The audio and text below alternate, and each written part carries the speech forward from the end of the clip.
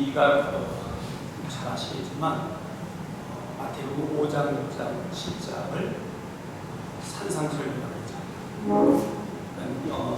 산상설교는 예수님께서 이제 공생애를 시작하시고 나서 처음으로 선포하신 공식적인 첫 설교예요. 여러분 궁금하잖아요. 하나님이신 예수님이 이 땅에 오셔서 도대체 인생에게 도대체 무슨 말씀을 하시고 싶었을까?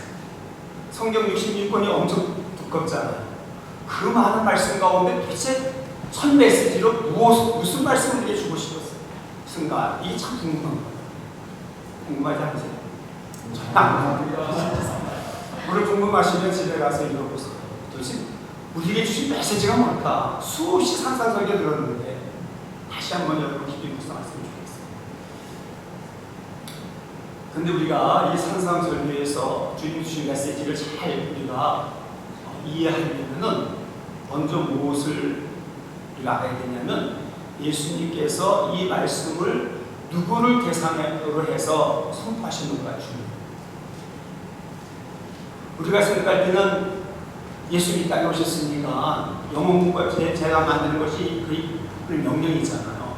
그러니까 이 말씀을 하나님을 알지 못하는 세상 사람들, 이방인들을 향해서 전도를 목적으로 하셔야만 우리가 이게 언더스탠드가 되는데, 그런데 예수님이 이 산상설 첫 말씀은 불신자들에게 주신 메시지가 아니라 하나님을 믿고 따르는 주님을 섬기는 여러분 그리스도의 여러분 제자들에게 준다.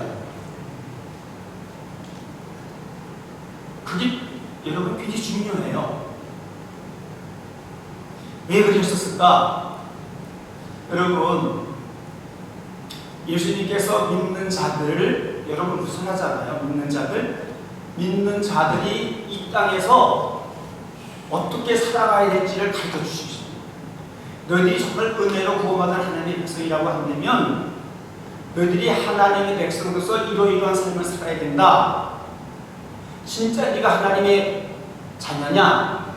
그러면 하나님의 자녀로서의 가치관을 가지고 삶의 목적과 방향이 분명해서 또 우리가 이 땅에서 하나님의 백성에서 삶의 원리와 원칙을 가지고 하나님 백성은 그렇게 살아야 된다는 얘기였어요. 그러니까 이런 산상설교는 구원받은 하나님 백성이 주신 메시지예요. 그러니까 산상설교를 통해서 로마서로 접근하시면 안 돼. 로마서는 구원의 도리잖아요. 어떻게 하면 천국 갈 수 있는가? 어떻게 하면 하나님의 자녀가 구원받은 하나님의 자녀가 될까? 그러니까 로마서에서 이 산상설교의 말씀을 통해서 그걸 얻으려고 하시면 안 돼요. 산상설교를 통해서 뭐냐? 내 믿음이 진짜 구원받은 믿음인가 아닌가를 점검할 수 있어요. 여러분 구원 받으시겠어요? 진짜 나는 오늘 밤에도 주님이 나를 부르시면 천국에 가서 그 자신이 있는가? 여러분 그 확신이 있어요? 여러분 정말 대답이 확실하게 해주셔서 감사한데, 그런데 뒤돌았으면 어떨 때는 자기의 모습을 보면서 흔들릴 때도 있잖아요. 진짜 여러분이 천국 백성이 아닌가 점검할 수 있어요. 산상설교를 읽으시니까 5장 6장 10장. 그래서 예수님이 말씀하신 그런 삶의 어떤 가치관이나 기준을 가지고 우리가 살아가고 있다고 한다면 할렐루야 하시오. 근데 입으로는 난 예수 믿습니다. 나도 예수 믿고 죄사함 받고 구원받았습니다. 하는데 사는 모습을 보면 세상 사람들 하나도 다를 게 없어요. 세상 사람들이 추구하는 것, 세상 사람들이 원하는 것, 그것 때문에 기도하고 그것 때문에 신앙생활 열심히 하고. 여러분 정말 많아요. 저도 저 사실도 그럴 때 참 많이 있고 내 모습을 보면서 내가 가슴 진짜 참 많거든요. 이러고도 네가 목사냐 할 때가 정말 많아요. 여러분 그래서 우리가 이 산상설교를 통해서 정말 여러분의 신앙을 다시 한번 점검할 수 있는 그런 귀한 시간이 됐으면 좋겠습니다. 예수님이 우리 하나님의 자녀된 우리에게 도대체 전해주고 싶은, 가르쳐주고 싶었던 그 메시지의 내용이 뭐냐는 거예요. 산상설교의 주제가 뚜렷합니다. 무엇을 우리에게 심어주기를 원하셨을까요? 우리의 삶의 가치관을 무엇을 정해주셨을까요? 뭘 추구하면서 산다고 말씀하셨을까요? 뭐예요? 하나님. 여러분, 우리가 예수 믿는 궁극적인 목적은 구원이잖아요. 죄사함받고 구원받는 게 목적인데, 여러분 거기서 멈추면 하나님은 우리가 그 수준에서 멈추길 원치 않았어요. 하나님이 진짜 우리에게 원하는 것은 죽어서만 가는 천국이 아니라 살아서도 이 땅에서 하나님 나라를 누리라는 거예요. 그 성경 전체의 주제는 하나님 나라예요. 구원을 포함한 내용이에요. 여러분 어떠세요? 요즘 하나님의 삶이 천국이 있어요? 네. 아이고, 천국까지 왔다 갔다 할 때가 많잖아요. 그렇죠? 잘 생각해보세요. 하나님은 진짜 우리가 이 땅에서 하나님의 나라를 누리기를 원하세요. 그것이 너희가 이 땅을 살아가면서 살아가야 될 분명한 삶의 목적이라고 말씀하셨어요. 그리고 사명이고요. 우리가 추구해야 될 놓쳐서는 안 될 가치관이라는 거예요. 여러분 거기다 속것을 맞추시고 근데 믿습니다 하는데 보면은 죄가 세상의 소망이야. 세상 거예요. 강수에 포단됐을 뿐이지.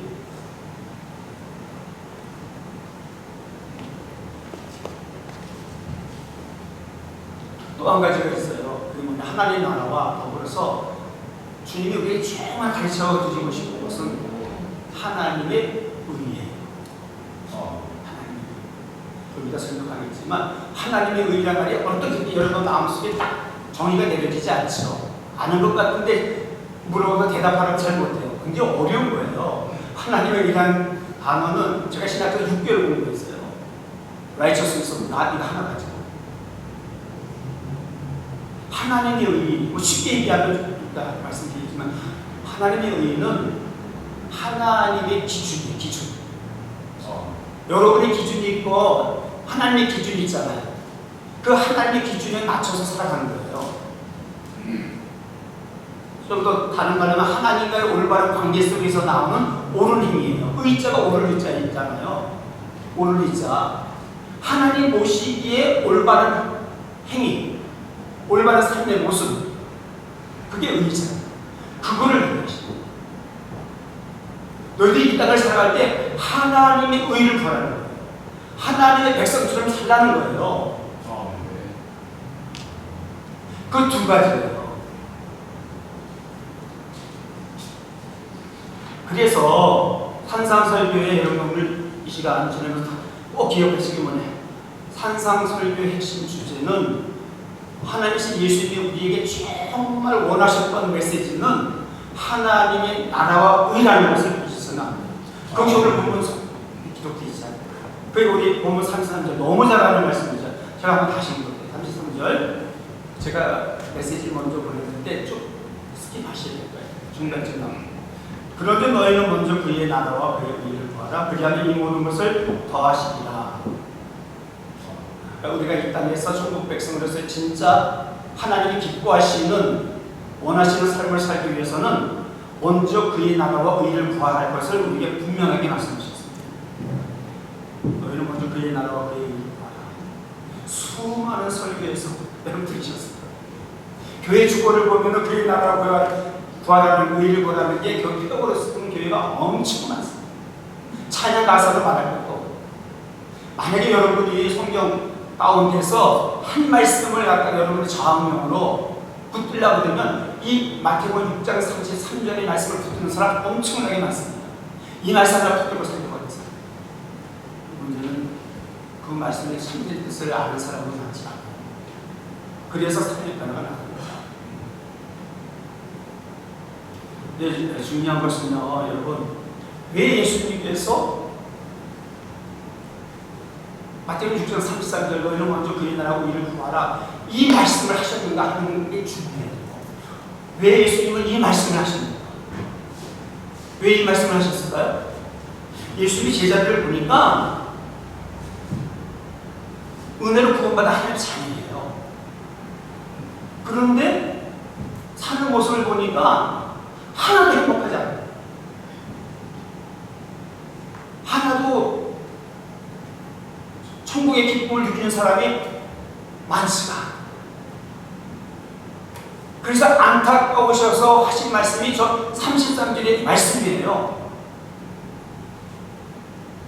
여러분, 예수님께서 제자된 우리들이 이 땅에서 죽어서만 거는 천국이지 살아서 천국을 누리지 못하는 이유를 제자들의 모습에서 발견하셨어요. 그게 뭐 때문이냐? 돈 때문이 아니에요, 여러분. 경제적인 어려움 때문이 아니에요. 건강의 문제가 아니에요. 우리는 그것 때문에 불행하고 내가 행복하지 못한다 그러는데 아니에요. 부부관계 때문에, 관계 속의 어려움 때문에 내가 불행하다, 그거 말씀 안 하세요. 근원적인 게 뭘까요? 왜 저 말씀을 하셨을까요? 무슨 말씀을 하시다가? 여러분, 전혀 다른 우리가 생각지 못한 염려예요.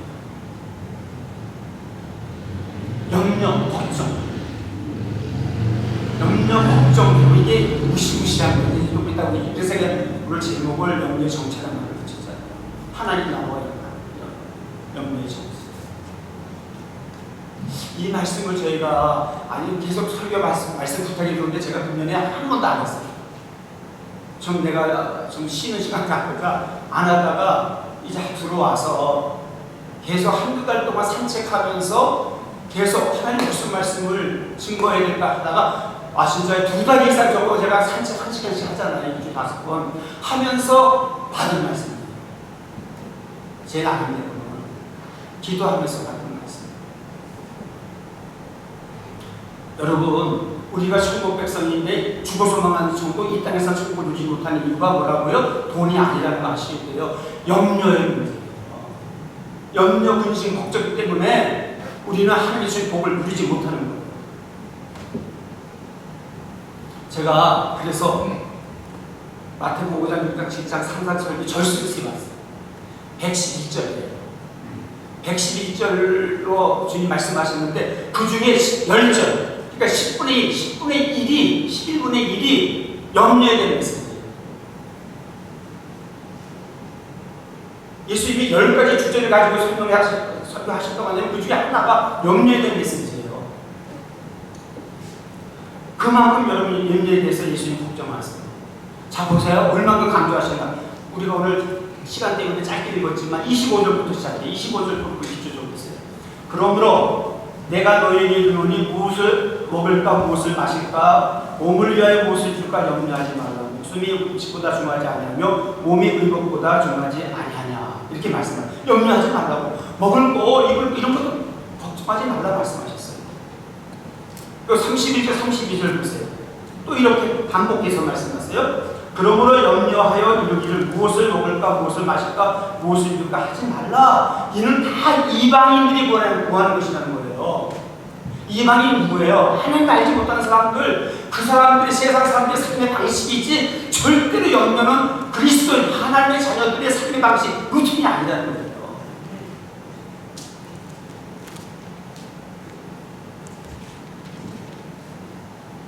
33절, 34절 보세요. 또 세 번째, 보통 예수님이 강조법을 보면 성경에 2번 정도 강조했어요. 2번 이상 얘기는 강조예요. 근데 세 번 얘기했어요. 짧은 10절 가운데. 보세요. 이 33절, 34절. 그런즉 너희는 먼저 그의 나라와 그 일을 구하라. 그리하면 이 모든 걸 더하시다 말씀하시면서 마지막 결론을 다시 얘기하잖아요. 그러므로 내일을 위하여 염려하지 말라. 내일은 내일이 염려할 것이야 한 날의 비가 오는 날을 줬습니다.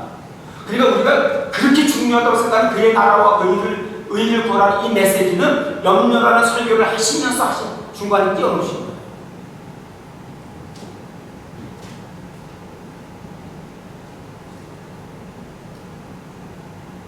근데 이 34절의 말씀 중요해요. 저기 보면 그러므로 내일을 위하여 염려하지 말라. 내일이 염려할 것이고 이러면 그날 좀 예수님께서 앞절에 보면은 염려하지 말아야 될 이유를 얘기하세요. 공중의 새의 비유를 통해서 들에 있는 풀의 얘기를 하면서 오늘 있다가 내일 없어지는 아궁이에 던져지는 들풀도 내가 먹히는 피인데 공중의 새도 너희들 농사 안 지도 내가 저것들도 다 내가 먹이고 키우는데 하물며 너희가 뭐냐. 이 믿음이 작은 자. 이 믿음이 작은 자들은 엄청난 증망이에요.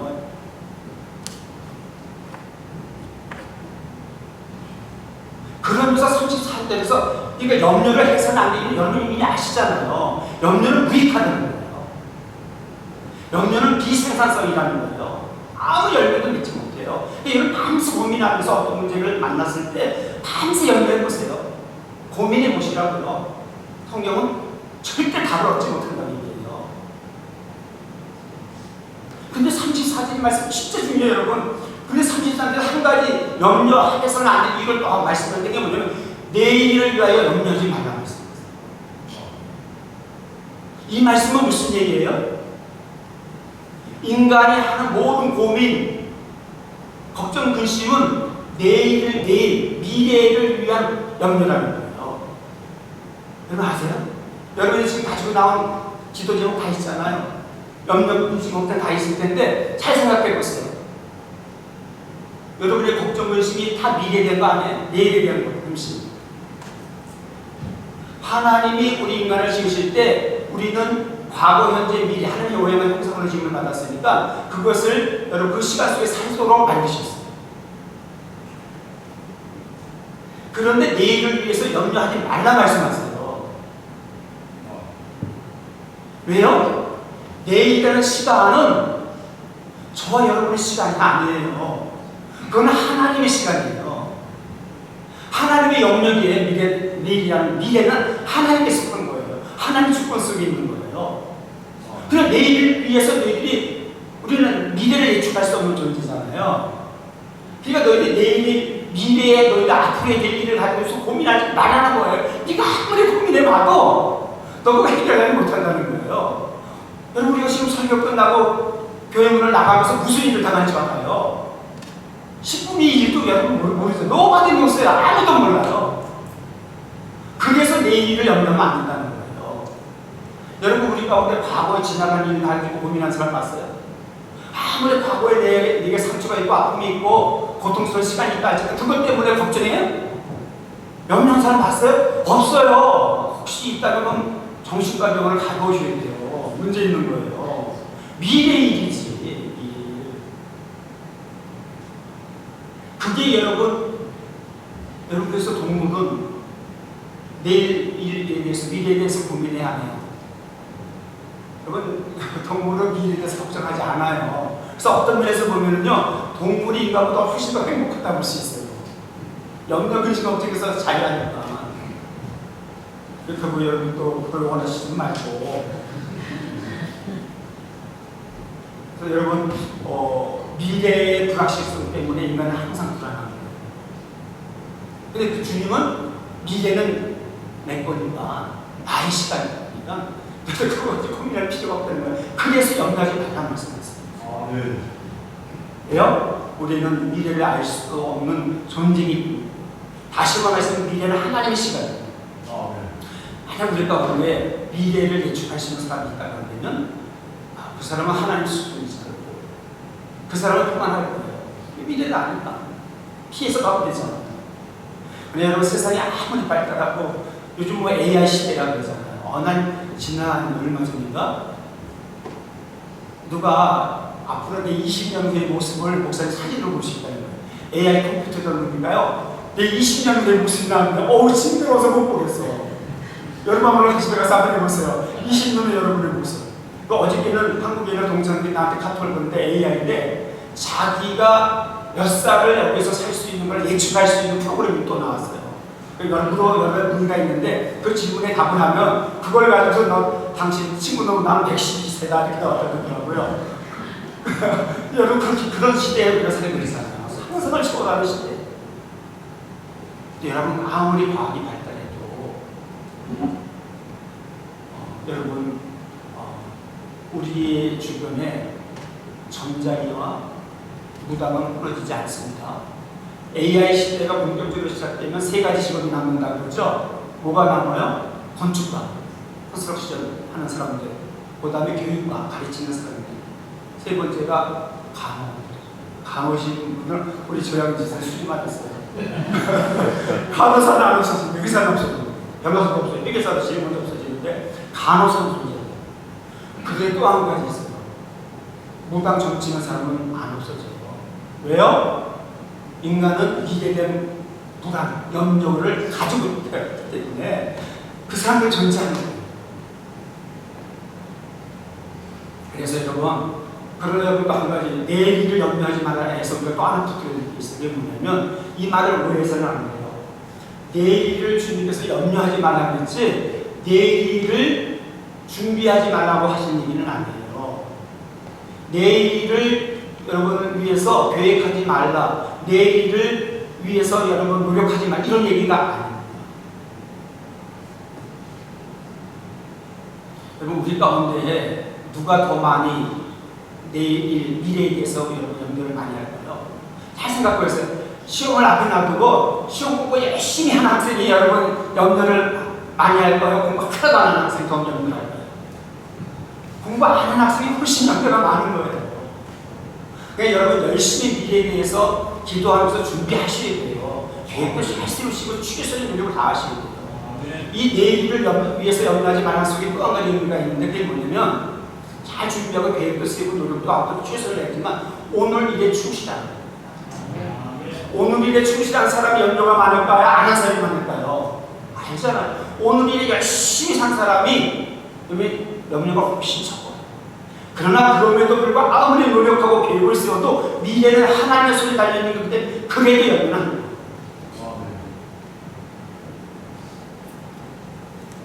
그러므로 제가 여태까지 왜 이런 얘기를 했느냐, 너희는 먼저 그의 나라와 그의 의를 구하라는 이 정말 성경에서 놓쳐서는 이 말씀은 염려라는 설교를 하시면서 제자들이 그 모습을 보면서 예수님께서 너무 안타까우셔서 저들이 하나님의 나라를 이 땅에서 전혀 누리지 못하는 모습을 보면서 매일 먹을 거 마실 거 이런 일상의 삶 속에 근심걱정 속에 이런 걸 보면서 안타까워서 하시는 말씀이라면서 놓쳐서는 안 돼요.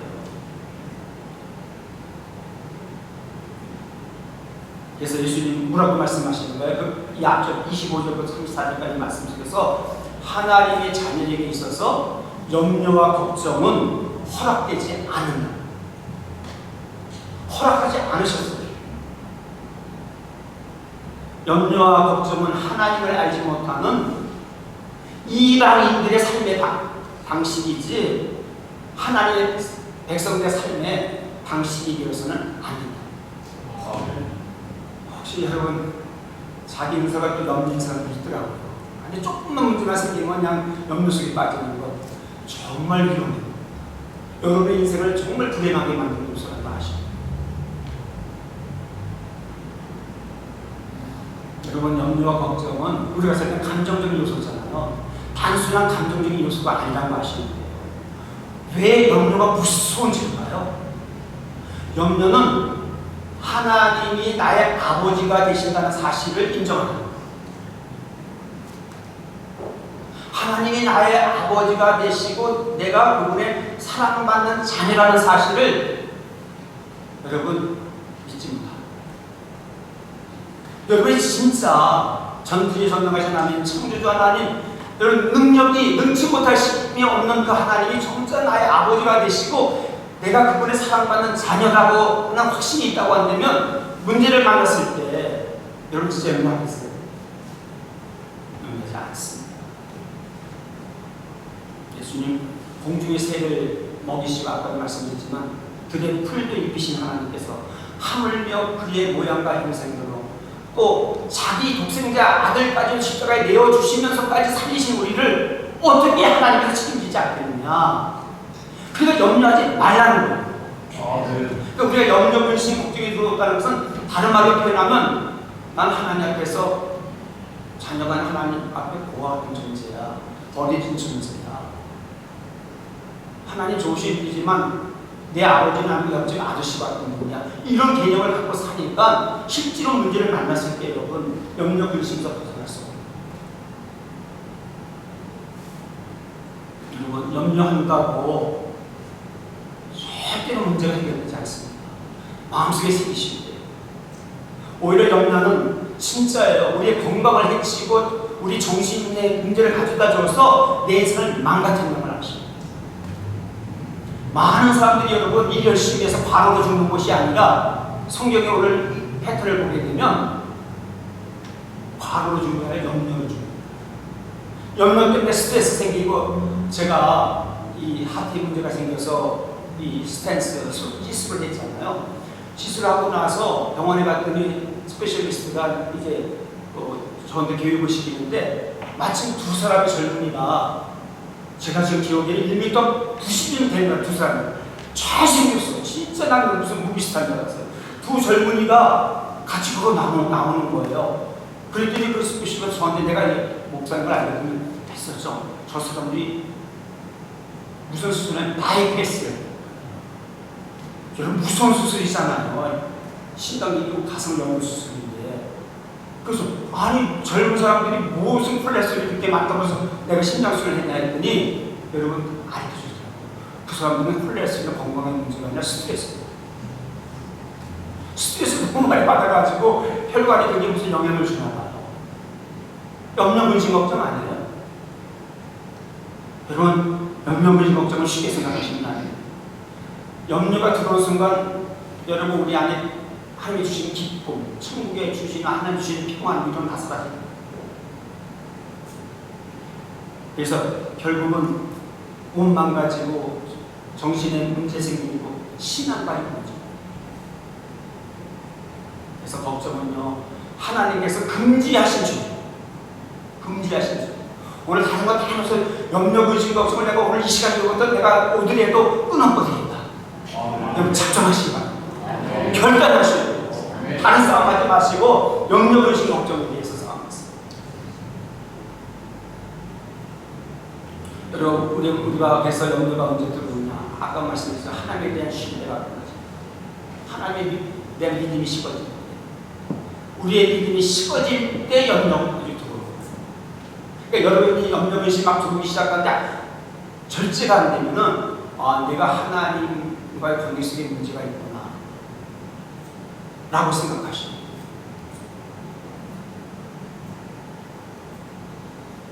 그러므로 잘 보세요. 34절에 그렇게 내들지 내일을 위하여 염려하지 마라. 내일이 염려할 것이요. 이렇게 말씀하시면서 그러므라는 접속사를 썼잖아요. 그러므로 그러니까 그 앞에 있는 이 그러므라는 단어는 앞에 있는 절과 연결되어 있는 거잖아요. 그 앞에서 무슨 얘기했다가 염려에 대한 얘기를 했잖아요. 아니야, 저기 너희는 먼저 그의 나라와 그의 의를 구하라 이 말씀하셨잖아요. 그러니까 우리가 염려와 근심과 걱정에서 자유할 수 있는 길을 제시해 주셨는데 그게 뭐냐면 33절이에요. 너희는 먼저 그의 나라와 그의 의를 구하라. 이 삶을 살면 그때 우리는 염려에서 벗어날 수 있다. 답을 주셨어요, 여러분. 염려, 근심, 걱정은 본능처럼 우리에게 다가오는 것들이에요. 어떻게 이길 수 있냐고요? 환경이 좋아지면? 아니에요. 그의 나라와 의를 구하는 삶을 살 때 그때 우리는 내일을 염려하지 않게 되고요. 모든 염려에서 여러분께서 자유할 수 있다는 것이에요. 염려에서 못 사는 거 다른 데서 답을 찾지 마세요. 분명히 말씀드렸어요. 먼저 하나님의 나라와 그의 의를 구하라. 그래서 여러분 너희는 먼저 그의 나라와 그의 의를 구하라는 이 말씀을 단지 여러분 외워두기 위한 큰 소중한 말씀이니까 외워두기 위한 말씀으로 여러분가 채워주시면 안 돼요. 왜 하나님이 이 말씀을 하셨는가? 염려입니다. 염려. 이걸 놓치시면 안 돼요.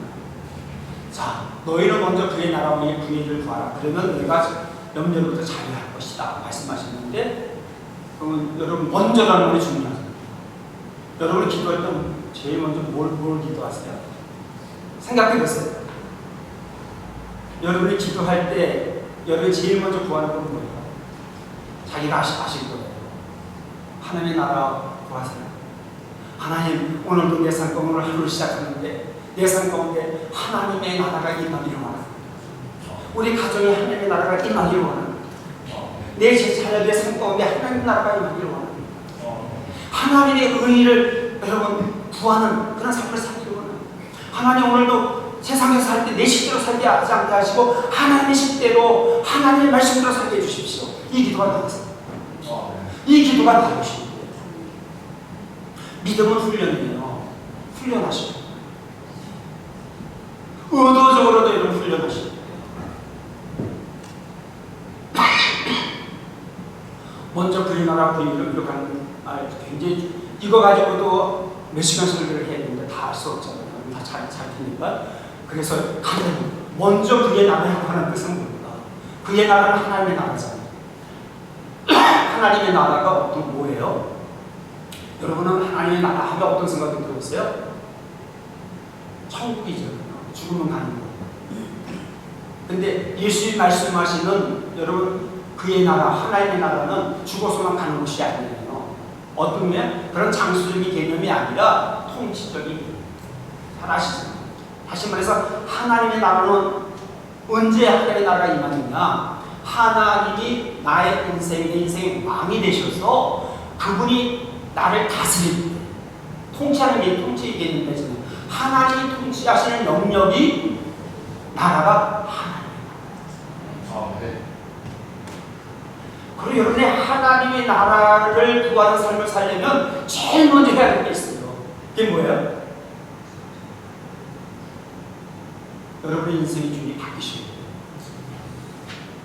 믿습니다 하면서 여러분 자기 주장대로, 자기 성격대로, 자기 여러분 생각대로 사는 사람이 너무 문제 만나면 기도해놓고 나서 하나님식이 아니에요. 여러분 그의 나라와 의를 구하는 첫 번째 조건은 주인이 바뀌시고, 우리가 많은 사람이 예수님은 나의 구주가 되십니다, 구원자가 되십니다 고백해요. 근데 그 다음이 없어요. 나를 구원하신 그 주님은 내 인생의 구주이뿐만 아니라 내 인생의 주인이 되셔야 돼요. 주인. 정말 주인이 바뀌셔야 돼요. 주인이 안 바꾸고 백날 신앙생활 해보세요. 죽으면 천국은 가야. 왜? 은혜로 구원받았습니다. 죽어서는 가는 천국이에요. 살아서도 천국을 누리려면 어떤 싸움을 하셔야 된다고요? 내 인생의 주인이 정말 주인이 되셔야 돼요.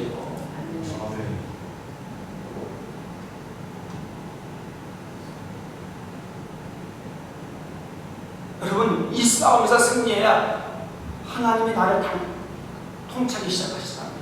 하나님이 통치하시는 그런 삶을 살게 되면 당연히 하나님이 내 인생의 왕이 되시고 주인이 되고 책임지신다는 거 아니겠어요? 책임지시는 거예요. 그래서 여러분 저는 존 메가더 목사님 돌아가셨잖아요. 난 그분 목사님 참 좋아하는데 그분이 이런 얘기 하시더라고요. 그리스도의 교회 다니는 성도들 가운데 하나님께 실제로 삶을 보게 되면 하나님께 항복한 사람이 많지 않다는 거예요. 하나님께 무릎 꿇는 사람이 많지 않다는 거예요. 내가 언젠가 설교했죠. 성경에서는 복이라는 뜻이 바라크라는 뜻이라 했잖아요. 에세데투가 이 뜻이 있는 단어가 있는데 바라크라는 뜻이 뭐냐? 무릎 꿇다의 뜻이. 무릎 꿇다는 건 뭐예요? 통치하다는 뜻이에요. 통치를 받는 거예요. 내가 그 사람에게 무릎 꿇었다는 그 사람의 통치를 받는 거죠. 여러분 이게 이거죠. 정말 하나님께 항복하셔야 돼요. 하나님 말씀하시면 내가 이해가 안 돼도 아멘 하셔야 돼요. 지금 제가 설교하는 것이 이해가 안 돼도 아멘 하셔야 돼요. 왜요? 하나님이 말씀하셨기 때문에. 이해가 되면 이해가 돼서 있는 거예요.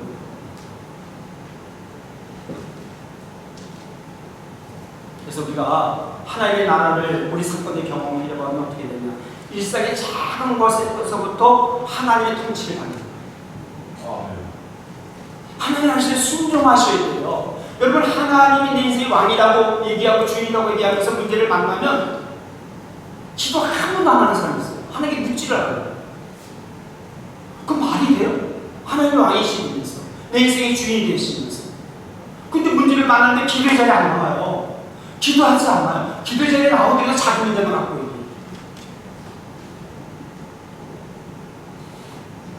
여러분 우리가 잊지 마셔야 돼요. 내가 주인이 돼서 살아갈 때 염려는 밀고, 그래서 염려를 잃는 일은 우리가 그분의 통치를 받을 때, 그분의 다스림을 내가 내 삶 가운데 받을 때, 그때 하나님의 나라가 내 삶 가운데, 내 가정 가운데 임하는 거예요. 교회에만 임하는 것이 아니에요. 하나님의 통치를 받아들이는 곳에는 어느 곳에나 다 임하는 거예요. 두 번째 하나님의 의를 구한다는 뜻은 뭘까? 하나님의 의는 히브리어로 지타카라는 뜻이에요. 지타카. 그리고 히브리어는 잘 아시잖아요. 디카에 보시는데 이것은 다 도덕적으로 그냥 단순하게 옳다는 뜻이 아니에요. 하나님 앞에 말씀 하나님의 기준에 부합된 상태. 다시 말해서 하나님의 성품에 맞는 상태예요. 하나님이 보시기에 옳다고 선언하실 수 있는 상태를 갖고, 그것은 하나님과 올바른 관계 속에서 나타나는 옳은 삶이에요. 여러분 어떠셨어요? 하나님 보시고 오늘 나의 하루의 삶을 보면서 오늘 이 자리에 앉아있지만 딴 생각하고 계신 분들 많은 거예요. 하나님 보실 때 하나님 나를 옳다고 보신다. 하나님과 여러분 만나십니다. 근데 문제가 생겨요. 뭐가 문제냐면 로마서 3장 10절 보면 이런 말씀이 있어요. 의인은 없나니 하나도 없다고 그러죠. 그러니까 인간은 사도 바울도 여러분 거룩한 죄인이에요. 의인 그렇잖아요. 예수 믿고 의인이 됐지만, 그러니까 우리 인간은 스스로 의로울 수 없다는 말씀이에요. 의인은 없나니 하나도 없다. 스스로 의로울 수 있는 사람은 아무도 없어요. 아무리 선하게 살아보려고 해도, 착하게 살아보려고 해도, 아무리 법을 지켜보려고 하더라도 우리는 하나님의 말씀하신 의에 이룰 수 없는 존재라는 걸 받아들이셔야 돼요. 하나님의 의를 구하는 삶을 살 수 있는 길을 열어놓을 수 있어요. 그게 어떻게 해요? 로마서 3장 22절 한번 보세요. 로마서 3장 22절 같이 읽습니다. 시작. 곧 예수 그리스도를 믿음으로 말미암아 모든 믿는 자에게 미치는 하나님의 의를 차별이 없느니라. 그러므로 하나님의 의는 하나님의 의를 구하는 삶, 또 그 의를 이루는 삶을 살려면 첫 번째 순서가 뭐예요? 예수를 믿으시고. 예수를 안 믿고서는 안 되는 거예요. 예수의 피가 임하야지만 그때부터 우리는 의로운 사람이 되는 거예요. 근데 거기서 멈춰서는 안 돼. 예수의 피로 깨끗하게 씻김을 받았지만 거기서 멈추면 주님의 말씀은 의에까지 도달할 수 없어요. 그게 여러분 우리가 말하는 sanctification, 성화가 돼요. 예수 말씀 그 의에 이룰 수 있는 기준에 이룰 수 있는 삶을 살려고 노력하셔야 돼요. 그래서 하나님의 절대 주권과 인간의 책임은 같이 가는 거예요. 여러분 하나님의 의는 뭐예요? 오직 의인은 믿음으로 말미암아 살리라. 하나님의 의는 우리에게 주신 하나님의 선물이에요. 선물.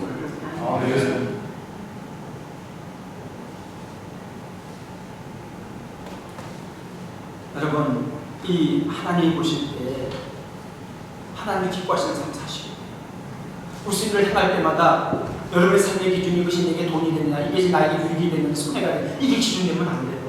여러분의 삶의 기준이 하나님이 보실 때 이게 하나님 보실 때 옳은 일이냐 그런 일이냐, 하나님 보실 때 이게 하나님 기뻐하시는 일이냐 아니냐, 이게 기준이 돼요.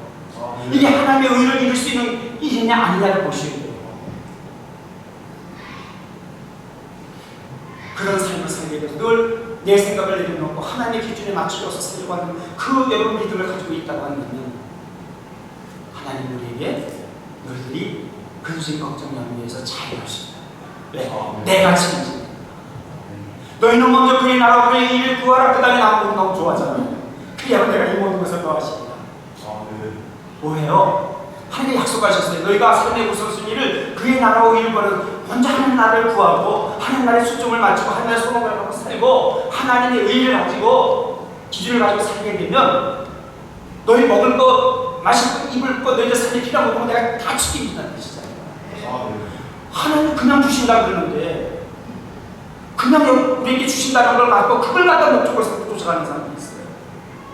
순서를 바꾸시고. 말씀 정리할게요. 여러분 염려 걱정은 심각한 불신앙의 죄입니다. 숨겨진 죄입니다. 하나님께서 금지하신 죄예요. 염려 걱정은 세상 사람들의 삶의 방식입니다. 우리가 걱정, 근심, 염려하지 말아야 될 이유는 첫째 우리는 하나님 우리 아버지가 되시는 사실, 이 믿음에 되시는 거예요. 우리는 하나님의 사랑받는 자, 어느 정도 십자가에 주님이 달려 돌아가실 때 이까지 우리를 사랑하시는 거예요. 하나님의 사랑을 힘입은 자들이에요. 근데 너희들 내가 너희 집 옆집이 나도 싶다니 자꾸만 너희가 날 믿지 못하느냐, 왜 그렇게 염려하고 사느냐. 오늘 시간 다 내려놓으시고 염려 근심을 다 십자가에 못 박으시고 정말 자유하세요. 그래도 염려가 들어오시면 어떻게 접근하시라 했어요? 그의 나라와 의를 구하는 삶을 내가 살고 있는가 점검하시는 거예요. 이 순서를 놓치시면 안 돼요. 여러분 하나님의 나라와 의를 구하는 삶이 성경에 한마디로 되신 것보다 가장 흑대이죠. 그것이 여러분 우리가 승리하는 길이고 정말 그 무서운 염려와 걱정 아무 죄 같지도 않잖아요. 그 무서운 심각한 죄에서 자유할 수 있는 말씀입니다. 그 은혜를 누리시기 바랍니다.